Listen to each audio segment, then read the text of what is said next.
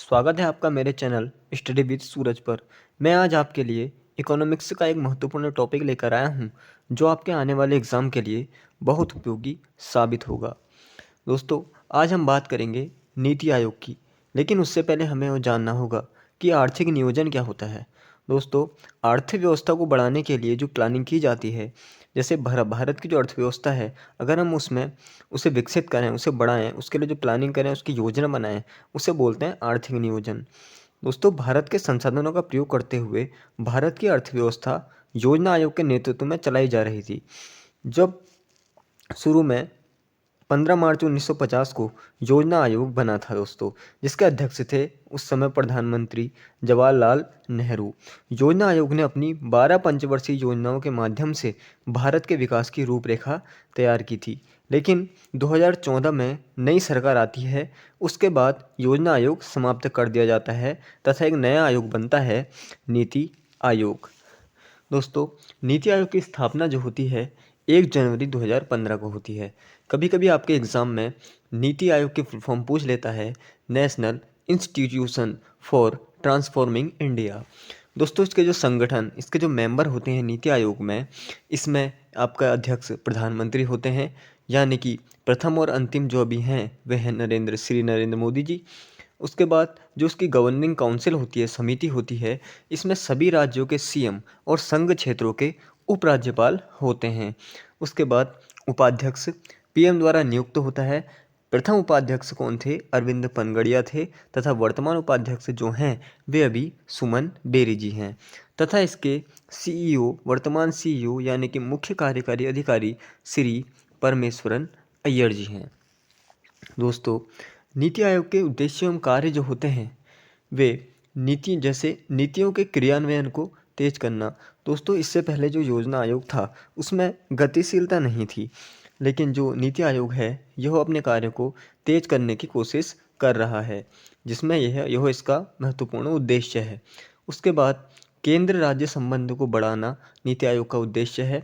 जो इससे पहले योजना आयोग था, इसमें केंद्र और राज्य संबंध जो थे वे रिलेशन कुछ बेहतर नहीं थे।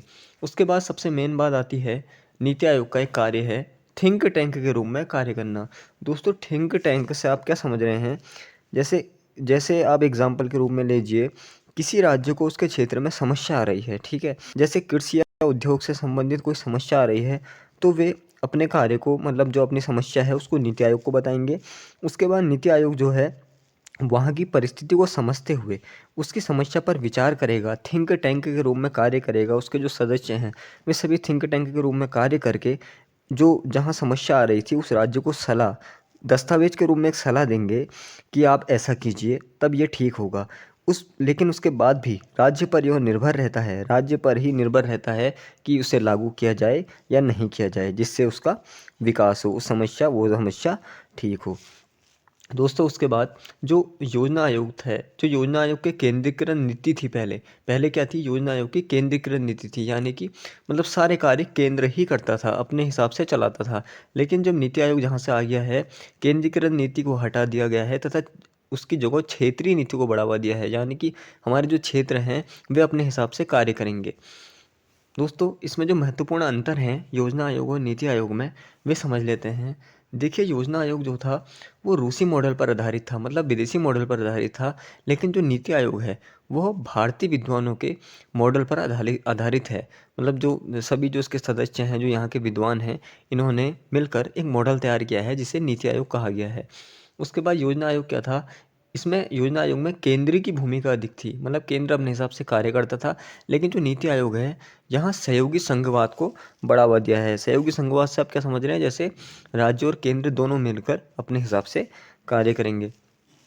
योजना आयोग में दोस्तों और क्या है, योजना आयोग का जो अनुमोदन है, पहले से जो इसका अनुमोदन होता था एक संस्था द्वारा होता था, राष्ट्रीय विकास परिषद संस्था द्वारा, ठीक है। लेकिन जो नीति आयोग है, नीति आयोग के जो अनुमोदन होता है वो सिर्फ संघ द्वारा होता है, ठीक है, अपने हिसाब से होता है, किसी संस्था की जरूरत नहीं होती, क्योंकि संघ में जो है, जो आपका राज्य हो गया और आपका केंद्र हो गया, वे दोनों अपने आप में सक्षम हैं, किसी भी योजना के अनुमोदन के लिए किसी संस्था की जरूरत नहीं है। उसके बाद योजना आयोग में जो सरकार की महत्वपूर्ण भूमिका रहती थी, लेकिन जो नीति आयोग है इसमें सरकार के साथ निजी क्षेत्र की भूमिका भी है। मतलब पीपीपी मॉडल होता है जिसमें प्राइवेट सेक्टर, मतलब जो जो जैसे यहाँ के लोग हैं उन्हें प्राइवेट सेक्टर में बढ़ावा मिलता है तथा निजी क्षेत्र के लोग उन्हें रोजगार वगैरह कुछ भी उनके साथ अच्छा कार्य करते हैं। सरकार के साथ निजी क्षेत्र की भूमिका भी अहम है पीपीपी मॉडल के आधार पर। उसके बाद जो योजना आयोग एक केंद्रीकृत होती थी, मतलब सिर्फ केंद्र ही चलाती थी। लेकिन नीति आयोग जो है जो नीति आयोग की जो योजना है वो क्षेत्रीयता एवं स्थानीयता पर इसमें बल दिया गया है।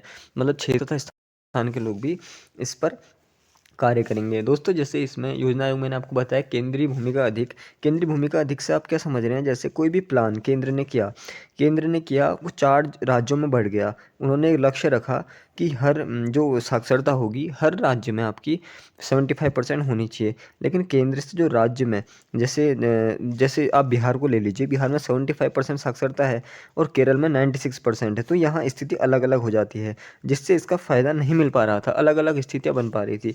लेकिन जहाँ से आपका सहयोगी संघवाद को बढ़ावा मिला, वहाँ से क्या होता है, यहाँ स्थिति बिल्कुल अलग हो जाती है।